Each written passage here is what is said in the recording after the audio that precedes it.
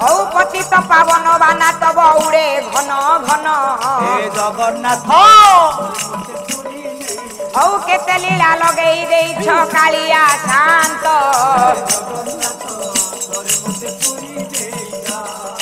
हौ पतित पावन बाना तब उड़े फर फर हौ लीला चलरे रहिछ प्रभु कालिया ठाकुर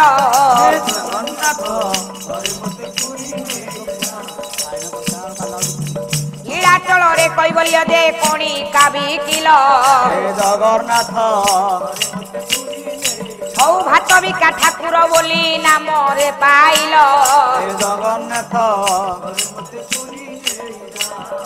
हौ शुणुथिले गुणुथिले बसी मो पंडित जन जगन्नाथ जन्म पाला गोटी आज मुही करिबी गायन जगन्नाथ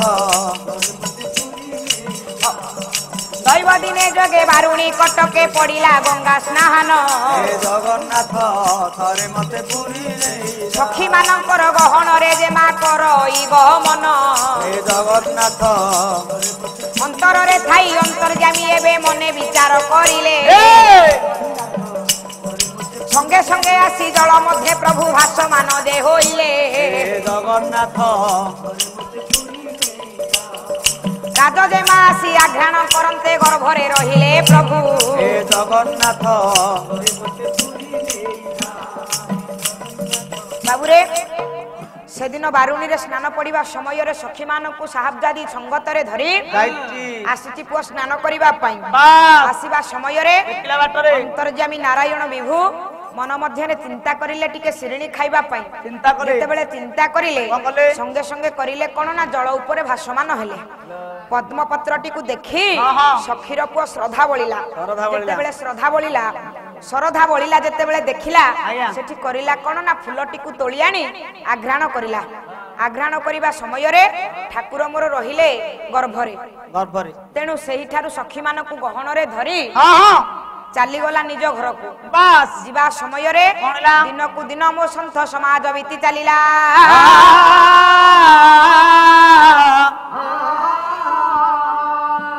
बोले निम परी पड़ी थिली अलड़ा होई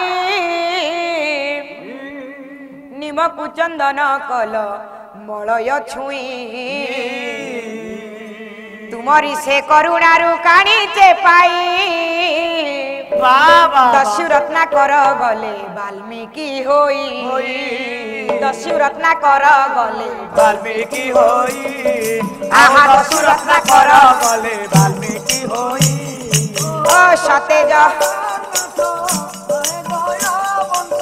सतेज जगन्नाथ तुमे दयावंत आहा सतेज जगन्नाथ हे दयावंत आओ सतेज जगन्नाथ हे दयावंत आउ किए हेब तो परी प्रभु धन्य कले मोते निजर करी हे प्रभु धन्य कल मोते निजर करी हे प्रभु धन्य कल मोते निजर करी औ शुणुथिले गुणुथिले मसी मो पंडित जन धन्य हे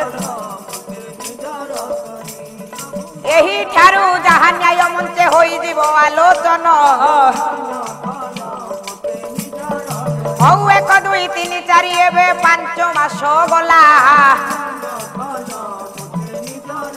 गर्भर जंत्रणा दिने धरा जे पड़िला राजवद्यंकु डाकिण समादारह कले एही ठारू राजा मन मध्यरे जे चिंता एबे कहरिले धनरे सेदिन साहबजादी गर्भरे रहिले नारायण बस रहिबा परपरर घटना हैला कोन दिन पर दिन आज्ञा बीती चलिला गर्भर जंत्रणा जेते बेले धरा पड़िला राजवद्यंकु डकाइले डकाई सारिबा परे राजवद्य कहिले कन्या तुमर अंत सतुआ सेठी आज्ञा जेते बेले राजवद्य कहिसंती राजा सेठी कहले मोर कन्या तो विवाहर होइनी एडाला बिना विवाहर रे कन्या गर्भवती हैला के एडा को नेके मारी दियो जंगल ले छाड़ दियो बाघ वाला ना मरुडा तेनु मो धन मंत्रींकर ସେଇଠି ବୁଦ୍ଧି କାଢିଲେ ଟିକେ ମନ୍ତ୍ରୀ କହିଲେ ମହାରାଜ ମାନେ ଆକୁ ନେଇକି ବନ୍ଦିରେ ରଖ ଦେଖିଆ କଣ ତା ଗର୍ଭରୁ ଜାତ ତେଣୁ ହଉଛି। ଯେହେତୁ କନ୍ୟାଟିଏ ଜନ୍ମ ଦେଇଛ ତାକୁ ମାରିଦେବାଟା ଠିକ ହବନି, ନାରୀ ତାକୁ ଗର୍ଭିଣୀ ନେଇକି ବନ୍ଦିରେ ରଖ। ବନ୍ଦୀ ଘରେ ରଖିବା। ମନ୍ତ୍ରୀ ଆଜ୍ଞା ବୁଦ୍ଧି ଦେଲେ, କହିଲେ ନାରୀ ଗର୍ଭିଣୀ ଶିଶୁ ବଧ ପାପଙ୍କ ମଦେ ପରମାଦ, ପାପଙ୍କ ମଦେ ପରମାଦ ଆରେ ଏ ତିନି କର୍ମ ଯେ କରନ୍ତି ଆୟୁଷ ଖାଇ ସେ ମରନ୍ତି, ଆୟୁଷ ଖାଇ ଧନରେ ନାରୀ ହତ୍ୟା କରିବା ହେଉଛି ପାପ। ଗର୍ଭିଣୀ ନାରୀଟିଏ ହତ୍ୟା କଲେ ଯେତିକି ପାପ, ଶିଶୁ ହତ୍ୟା କଲେ ମୋ ସନ୍ଥ ସମାଜ ସେତିକି ପାପ। ତେଣୁ ଏ ତିନି କର୍ମ ଯେ କରନ୍ତି ଆୟୁଷ ଥାଉ ଥାଉ ସେ ମରନ୍ତି। ତେଣୁ ମୋ ଧନ ସେଦିନ ମନ୍ତ୍ରୀ ବୁଦ୍ଧି ଦେଲେ, କହିଲେ ମହାରାଜ ଏ କନ୍ୟାକୁ ମାରିବାନି, ବନ୍ଦିଶାଳରେ ନେଇକି ରଖ, ଦେଖେ ତା ପେଟରୁ କଣ ହଉଛି। ତେଣୁ ଧନରେ ମନ୍ତ୍ରୀଙ୍କର କଥାରେ ମାନି ସେଦିନ ରାଜା ବନ୍ଦିଶାଳରେ ନିଜ ଝିଅକୁ ରଖିଲେ। ବିତିଗଲା କିଛି ଦିନ, 10 ମାସ 10 ଦିନ ଗର୍ଭର ଯନ୍ତ୍ରଣା ପାଉଛି ସାହାବଜାଦି। ସେଇଠି ଧନରେ ଗର୍ଭର ଯନ୍ତ୍ରଣା ପାଇବା ପରେ 10 ମାସ 10 ଦିନରେ ସୁନ୍ଦର ନନ୍ଦନଟିଏ ମୋ ସନ୍ଥ ସମାଜ ଜନ୍ମ କରିଲେ ରେ।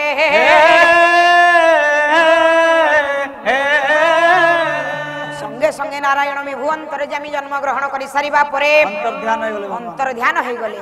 ଅନ୍ତର୍ଧ୍ୟାନ ଯେତେବେଳେ ହେଇଗଲେ ରାଜା ଯାଇ ଦେଖିଲେ ଯେ କନ୍ୟା ମୋର ଅନ୍ତଃସତ୍ତ୍ୱା ଥିଲା, ଗର୍ଭର ଯନ୍ତ୍ରଣା ପାଉଥିଲା, କିନ୍ତୁ କିଛି ଜନ୍ମ ଗ୍ରହଣ କରିନି, ବୋଧହୁଏ ନିଜେ ଜନ୍ମ କରି ନିଜେ ଭକ୍ଷଣ କରିଦେଇଛି। ଏ କଥାକୁ ବିଚାର କରି ଦୋଚାରି ବୋଲି କହି ଆଜ୍ଞା ଗଳା ଧକ୍କା ଦେଇ କନ୍ୟାକୁ ସେଦିନ ବିଦା କରିଦେଲେ। ବିଦା କରିଦେବା ପରେ ଅରଣ୍ୟରେ ବସିକି କାନ୍ଦୁଛି ସାହାବଜାଦି। ଏହି ସମୟରେ ଠାକୁର ମୋର ବାଳ ମୁକୁନ୍ଦ ରୂପକୁ ଧାରଣ କରି ସଙ୍ଗେ ଆସି ପହଞ୍ଚି ଗଲେ। କହିଲେ ମା ତୁମର ପୁଅ, ମୁଁ ହଉଛି ତୋର ପୁଅ। କହିଲେ ଯଦି ତୁ ସତ୍ୟ ନାରାୟଣ ଦେଖା ତ ଶଙ୍ଖ ଚକ୍ର ଚିହ୍ନ, ଦେଖା ତ ଶଙ୍ଖ ଚକ୍ର ଚିହ୍ନ। ଯଦି ତୁ ପ୍ରକୃତରେ ନାରାୟଣ ତାହେଲେ ତୋର ଶଙ୍ଖ ଚକ୍ର ଗଦା ପଦ୍ମକୁ ଟିକେ ଦର୍ଶନ ଦିଅ। ସେଇଠି ସଙ୍ଗେ ସଙ୍ଗେ ମୋ ସନ୍ଥ ସମାଜ ଶଙ୍ଖ ଚକ୍ର ଗଦା ପଦ୍ମ ପଡ଼ିଲା ଝଟତି। ସେଇଠି ସଙ୍ଗେ ସଙ୍ଗେ ଦର୍ଶନ କରିଲା ସାହାବଜାଦି। ଯେତେବେଳେ ଦର୍ଶନ କରିଲା ସଙ୍ଗେ ସଙ୍ଗେ କରିଲା କଣ ନା ଉଆସଟିଏ ନିର୍ମାଣ କଲେ ଠାକୁର।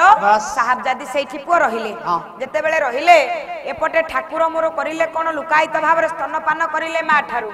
ଏପଟେ ବାବୁରେ ମନ୍ତ୍ରୀ ଦିନକର ଘଟଣା ଆଜ୍ଞା ହୋଇଛି କଣ ସତ୍ୟନାରାୟଣ ପୂଜାଟି ଆୟୋଜନ କରି ବାସ୍ ଶିରିଣୀ ଟିକେ ନେଇକି ରାଜାଙ୍କର ଉଆସକୁ ଗଲେ।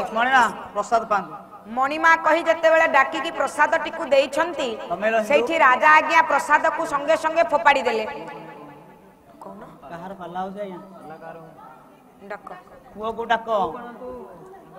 ତେଣୁ ବାବୁରେ ଶିରିଣୀଟିକୁ ଯେତେବେଳେ ଫୋପାଡ଼ି ଦେଇଛନ୍ତି, ସଙ୍ଗେ ସଙ୍ଗେ ନାରାୟଣ ସେଠି ମାୟା ଆରମ୍ଭ କରି ରାଜାଙ୍କର ଯେତେ ସୈନ୍ୟ ଥିଲେ ସମସ୍ତଙ୍କୁ କରିଲେ କଣ ନା ମୃତ୍ୟୁବରଣ କରାଇଲେ। ଯେତେବେଳେ ମୃତ୍ୟୁବରଣ କରାଇଲେ ଲକ୍ଷାଧିକ ସୈନ୍ୟ ମୃତ୍ୟୁବରଣ କରିଲେ। ରାଜା ପଡ଼ିଗଲେ ଚିନ୍ତାରେ। ଯେତେବେଳେ ଚିନ୍ତାରେ ପଡ଼ିଗଲେ ସେଇଠି କରିଲେ କଣ ମନ୍ତ୍ରୀ କହିଲେ ମହାରାଜ ଆପଣ ସତ୍ୟନାରାୟଣଙ୍କର ପୂଜା ଦିଅନ୍ତୁ।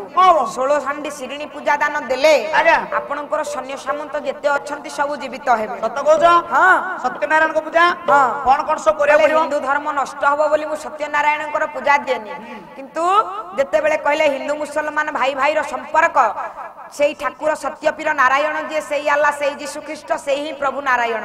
ତେଣୁ ସେଇ ଅନ୍ତର୍ଯାମୀ ନାରାୟଣଙ୍କର ପୂଜା ଦେବା ପାଇଁ ରାଜା ତୟାର ହେଲେ। 16 ହାଣ୍ଡି ଶିରିଣୀ ଦାନ କରିଛନ୍ତି ସେଇଠି ନାରାୟଣଙ୍କର ପୂଜା କରିବା ପାଇଁ। ତେଣୁ ଧୁମଧାମରେ ସତ୍ୟନାରାୟଣଙ୍କର ପୂଜା ଦେଇଛନ୍ତି। ସବୁ ସୈନ୍ୟ ଫେରି ପାଇଲେ, ଝିଅକୁ ଫେରି ପାଇଲେ। ତେଣୁ ବାବୁରେ ସୈନ୍ୟତକ ଯେଉଁ ମରିଥିଲେ ମରିକି ଜୀବିତ ହେଲେ, ପୁନର୍ବାର କନ୍ୟାକୁ ଫେରି ପାଇଲେ। ଫେରି ପାଇବା ପରେ ରାଜା ଆନନ୍ଦ ମନରେ ନିଜର ଉଆସକୁ ଚଳିଲେ। ଚିତ ଚାତକେ ଆଉ ମୋ ଚିତ ଚାତକେ ଆଉ ନକର ନିରାଶ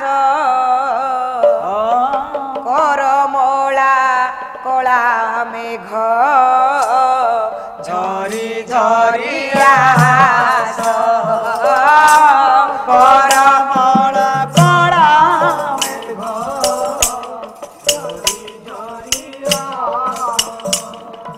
ଆହା ମୋ ଚିତ